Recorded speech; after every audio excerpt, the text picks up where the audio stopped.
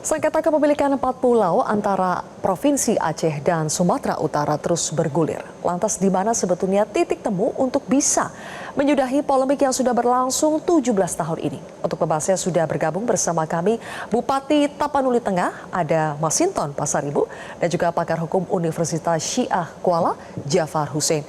Selamat malam Pak Bupati, Pak Jafar. Selamat malam, Pak Sylvia, Pak Jafar. Pak Masinton juga sama malam. Baik, oke, Pak Bupati, saya langsung minta komentarnya ya. Tadi kan kami barusan putarkan tuh komentar dari Gubernur Sumatera Utara, Pak Bobi Nasution. Katanya kalau ini dicurigai merupakan hadiah untuk Pak Jokowi, harusnya bukan ke Pak Jokowi atau ke Pak Bobi, tapi ke Pak Masinton, karena itu masuknya ke wilayah Tapanuli Tengah. Direspon dulu Pak Masinton. Ya itu kelakar beliau lah. Artinya is breakingnya ya, jadi mencairkan suasana lah. Nah tentu ya pulau itu yang nggak ada hadiah-hadiahan. Ini kan hasil dari verifikasi dari pemerintah pusat dalam milik Kemendagri, dan ini berproses panjang lama. Nah tentu bagi kami adalah kami juga ingin supaya polemik ini tidak berkepanjangan, bisa diselesaikan antar pemerintah. Nah tentu ya pemerintah pusat memfasilitasi beserta dengan pemerintah provinsi baik Sumatera Utara maupun Aceh serta Kabupaten Aceh Singkil dan Tapanuli Tengah. Nah tentu ini kan kita berada dalam satu bingkai negara kesatuan Republik Indonesia.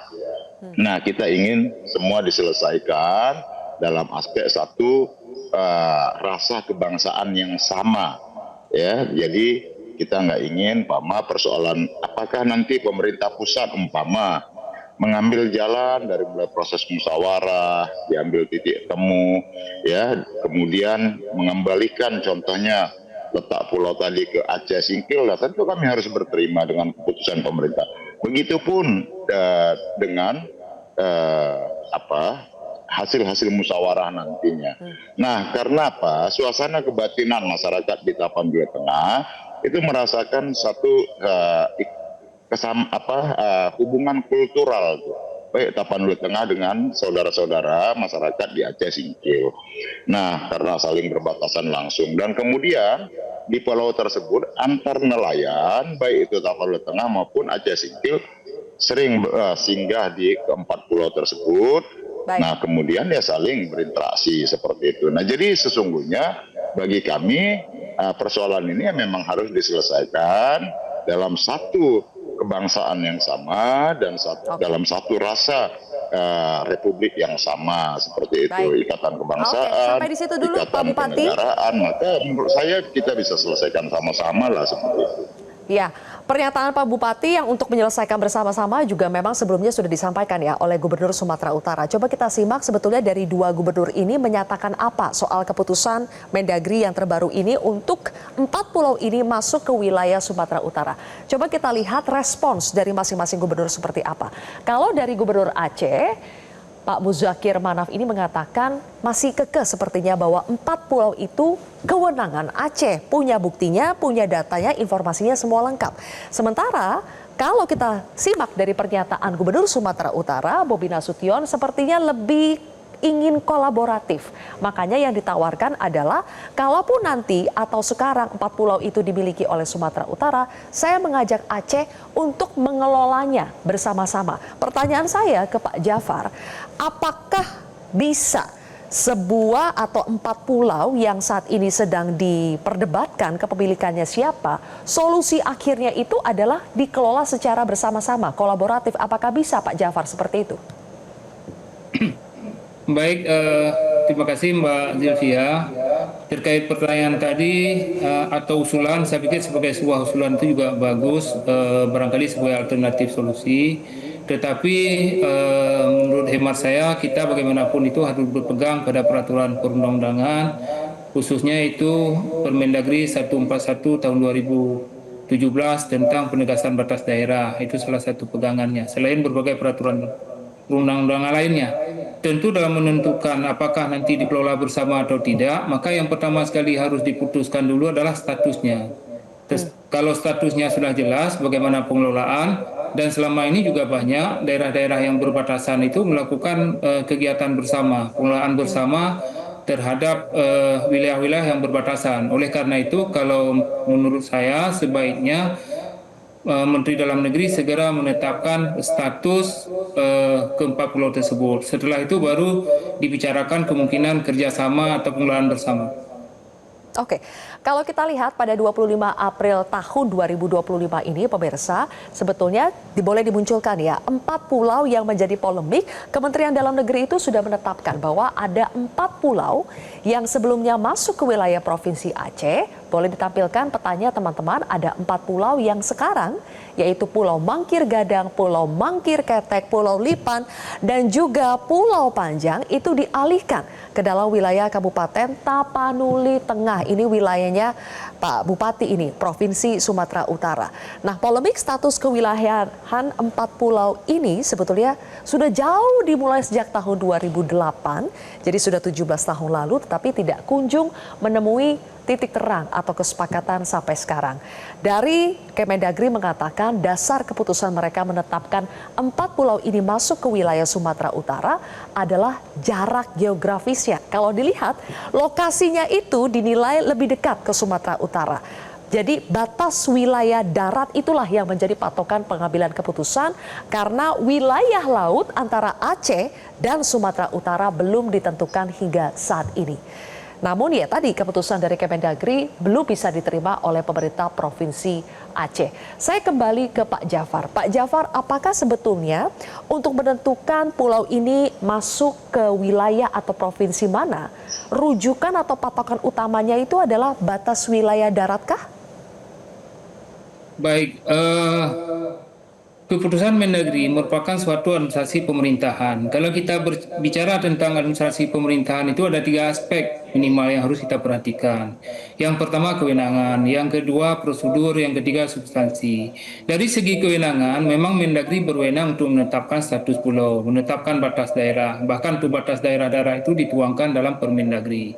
Tetapi dari sisi prosedur, keputusan Mendagri ini tidak sesuai dengan prosedur. Jadi tidak ada kesepakatan, artinya kesepakatannya yang sudah pernah dilakukan itu berbeda dengan keputusan Mendagri. Yaitu pada tahun 1992 sudah ada keputusan antara Gubernur Sumatera Utara Raja Intan Siregar dengan Gubernur Aceh pada saat itu Prof. Ibrahim Hasan. Di situ disepakati bahwa keempat pulau itu masuk wilayah Aceh beserta dokumen-dokumen lainnya.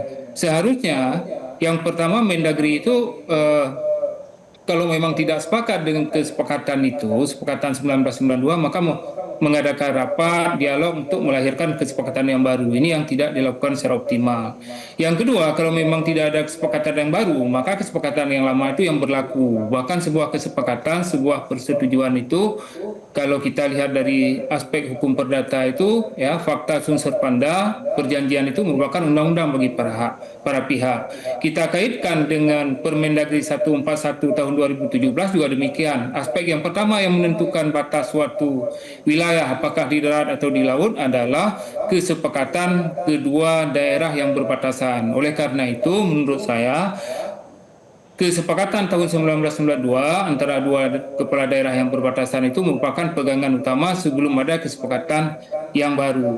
Sedangkan pertanyaan apakah batas darat, yang kebetulan batas darat antara Aceh dengan Sumatera Utara semua sudah diselesaikan pada tahun 2021-2022 dan pada saat itu memang pemerintah pusat tidak menyelesaikan, tidak menangani tentang batas laut. Jadi hanya darat saja karena itu direktoratnya berbeda. Oleh karena itu hanya batas darat dan yang disepakati tidak meliputi batas laut. Jadi sampai saat ini batas laut 4 pulau itu belum pernah disepakati bersamaan dengan batas darat. Tidak ada pembahasan tentang batas laut. Yang ada hanya pembahasan pada tahun 1992. Kemudian yang kedua, faktor geografis. Faktor geografis itu tidak menentukan. Saya sudah cek dalam berbagai peraturan perundang-undangan bahwa batas dan status pulau itu ditentukan berdasarkan aspek geografis. Itu nggak ada. Bahkan di daerah-daerah lain, di negara lain juga kita melihat misalnya ada pulau,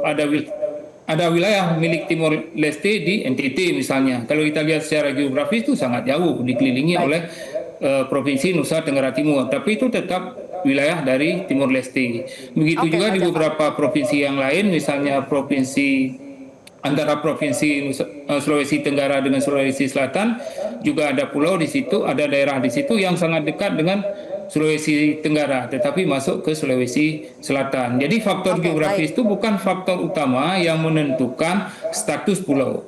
Faktor utama yang menentukan status pulau adalah kesepakatan antara daerah yang berbatasan. Dan Oke, kesepakatan itu sudah ada pada tahun 1992 antara dua baik gubernur Pak yang Jafar. berbatasan.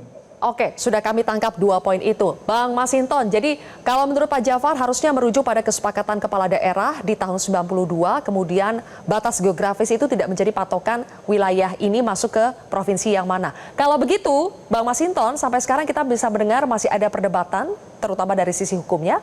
Apakah menurut pemerintah Tapanuli Tengah, solusinya adalah untuk bisa mencari titik temu memang mendudukan antara dua kepala daerah ini, atau ya ujungnya di Pengadilan Tata Usaha Negara kah? Ya tentu ya kami menginginkan supaya nanti bisa difasilitasi oleh pemerintah pusat dalam hal ini ya, tanpa harus ke proses peradilan lah. Ini kita masih dalam satu pemerintahan yang sama. Ya kita inginnya supaya ini semua tidak menjadi polemik yang berkepanjangan. Seperti itu Mbak. Oke, jadi menurut Bang Masinton masih lebih efektif jalur dialog ya? Itu dulu yang harus diutamakan. Ya, Tapi kan sudah puluhan tahun Bang Masinton berdialognya tidak selesai-selesai ini. ya tentu dialog itu memang dia butuh proses waktu dengan berbagai dinamikanya, tesa antitesa dan lain sebagainya. Nah tentu dengan letak dialog itulah kita bisa menyelesaikan persoalan secara musyawarah mufakat itu. Memang dia menempuh waktu panjang dan penuh kesabaran seperti itu. Baik, terakhir kalau Pak Jafar, apakah PT UN itu bisa menjadi solusi hukum yang lebih memberikan kepastian hukum, atau sebetulnya kurang etis juga kalau misalnya pemerintah daerah malah menggugat pemerintah pusat atas keputusan Kemendagri itu? Ya, memang dimungkinkan sebuah keputusan tata usaha negara itu diajukan ke PT-UN, Peradilan Tata Usaha Negara, dan biasa di sini adalah antara orang dan badan terhadap pemerintah atau pejabat pemerintah. Tetapi kalau misalnya antar lembaga pemerintah, apalagi pemerintah bawahan, menggugat pemerintah atasan itu menurut saya tidak layak, tidak etis. Yang kedua, ini kan sebuah keputusan administratif. Sebenarnya menurut saya Mendagri bisa memperbaiki apabila sudah menemukan alasan, data, dokumen yang menunjukkan bahwa keputusan itu tidak benar, tidak sesuai dengan kesepakatan tahun 1992. Bisa dirubah, bisa dicabut, diganti dan sebagainya, itu bisa dilakukan sebagai sebuah keputusan administratif. Dan kalau memang ya Mendagri belum yakin untuk menetapkan 4 pulau itu merupakan masuk dalam wilayah Aceh berdasarkan data dan dokumen yang ada, maka menurut saya tidak ditutup kemungkinan ya untuk melakukan dialog lebih lanjut antara pemerintah Aceh, pemerintah Sumatera Utara, kemudian Kabupaten Tapanuli Tengah, Kabupaten Aceh Singkil yang difasilitasi oleh Mendagri. Dan selama ini pemerintah Aceh juga sudah berulang kali. Mungkin seingat saya itu sudah ada 7 surat dari Gubernur Aceh kepada Mendagri untuk memfasilitasi penyelesaian sengketa ke-4 pulau tersebut. Dan memang ada fasilitasi yang pertama yang dilakukan di Jakarta di Hotel Akasia yang difasilitasi oleh Mendagri, ada juga yang di Bali difasilitasi oleh Menko Polhukam. Tapi tidak selesai. Cuma tiba-tiba Mendagri menetapkan untuk masuk wilayah Sumatera Utara. Dan menurut saya ini harus segera dikoreksi. Yang lebih melibatkan lebih banyak pihak ya, semua pihak dirangkul. Mudah-mudahan bisa segera ada solusinya. Sayang sekali waktu kita sudah habis, tapi terima kasih Bapak Bupati dan juga Pak Jafar sudah bergabung bersama kami di Prime Time News hari ini.